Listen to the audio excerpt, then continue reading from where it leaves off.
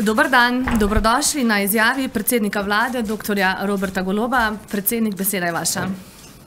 Dober dan, lep pozdrav vsem. Gibanje Svoboda si je krepitev javnega zdravstva postavilo za ključni cilj in prioriteto že pred volitvami. Takoj, ko je bila vlada postavljena, smo to postavili za prvo prioriteto naše vlade in koalicije. Z ministrom smo v zadnjih dneh opravili več razgovorov na temo, kako ta cilj doseči.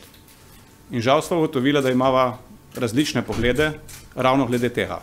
Na kakšen način doseči cilj, ki se mu reče krepitev javne zdravstvene mreže. O isti temi smo v sredo opravili v poslanski skupini Svobode večurno razpravo in poslanska skupina Svobode je bila enotna. Obstaja samo ena pot. In to je pot krepitve javne zdravstvene mreže preko močnejših, bolj vitalnih, bolje organiziranih javnih zavodov in nikakor ne preko krepitve zasebnikov. Poslanska skupina Svoboda in vlada je glede tega enotna. Gremo z reformami naprej na način, kot smo ga zastavili pred letom dni. Z tega vidika je današnji odstop ministra v resnici logičen in z moje strani tudi pričakovan. Hvala lepa, predsednik. Na voljo so dodatna novinarska vprašanja. Prosim, če se predstavite, kar stopite do sem. Barbara Ženedelo, morda že veste, kdo bo gospoda Bešiča Loredana nasledil in ali ostaja v stranki, kot vemo, se lahko vrne v državni zbor, sta o tem že govorila. In še, ali je ta odstop posledica tudi tega, da ne bi danes strateški svet zahteval njegov odhod, sicer bi odšli oni? Ne, še enkrat bom povedal, ključno je razhajanje pri tem, na kakšen način zagotoviti, da bo javno zdravstvo v Sloveniji, na katero smo bili tako ponosni v preteklosti, spet se vrnilo na poti stare slave. Način, kot ga vidimo v Svobodi, in način, kot ga je videl minister, sta pač različni. To je edini razlog. Vse ostalo so špekulacije in ne bi vanje zahajal. Po kateri poti bo šel minister nadalje, je vprašanje zanj, ne zame. To mogoče ve samo on in o tem tudi ne bi špekuliral. Tako da, to je to, kar imam za povedati na to temo. Naslednik. Sej razumete, da je o tem danes še prezgodaj zagovoriti. Njegovo odstopno izjavo in njegov odstop se seveda sprejel, je že poslal v državni zbor. Predvidoma bo državni zbor s tem se seznanil četrtek ali petek na seji prihodnji teden in takrat bo tudi čas za pogovor o tem, kako bo z vodenjem ministrstva za naprej. Hvala. Klemen Košak, ena, prosim, kar stopite do mikrofona. Hvala. Jaz imam nekaj vprašanj, pa bi mogoče enega, pa potem vaš odgovor pa naprej. Kako bi vi opisali ministrov pogled na krepitev javnega zdravstva? Smo prav razumeli, da je on želel krepiti javno zdravstvo prek zasebnikov, koncesionarjev? Jaz se ne bom spuščal v vsebinske razprave, ker je to razprava, ki smo jo opravljali v Svobodi, mi smo glede tega enotni. Enotni smo, da želimo okrepiti javne zavode. Vse ostalo je podrejeno temu. Danes se nam žal dogaja osip, predvsem kadrov iz javnih zavodov in to je nekaj, na kar ne moramo biti neponosni, niti ne tolerirati. To je točka, ki jo bomo tudi v bodoče in bomo v bodoče posvetili največjo pozornost. A mogoče že veste, če z ministrom odhaja tudi vodja urada za nadzor in kakovost Aleš Šabeder?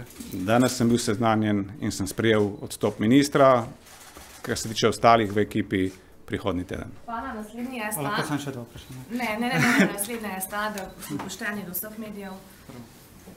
Lara Draškovič, zdaj najprej drži informacija, da ste vi dali odstopno izjavo ministrov v podpis.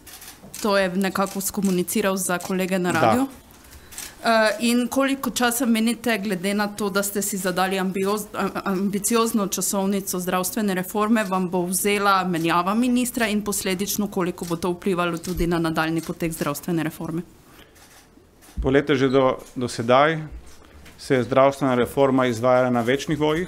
Nenazadnje včeraj je državni zbor po dolgih desetletjih ukinil dopolnilno zdravstveno zavarovanje. Vsi vemo, da je ta zakon o ukinitvi dopolnilnega zdravstvenega zavarovanja vložila poslanska skupina Svobode in ne ekipa na ministrstvu. To je najboljši odgovor. Nič se ne bo zaustavljala reforma zaradi tega, bomo pa poskušali seveda novo ekipo najprej pridobiti, tudi predstaviti in upeljati v delo čim krajšem času. Hvala, naslednji TV Slovenija. Gašper Petvar, RTV. Gospod premijer, mene pa zanima, če bi bil možen kandidat gospod Aleš Šabeder, pa drugo vprašanje, ali razpada tudi svet za zdravstvo?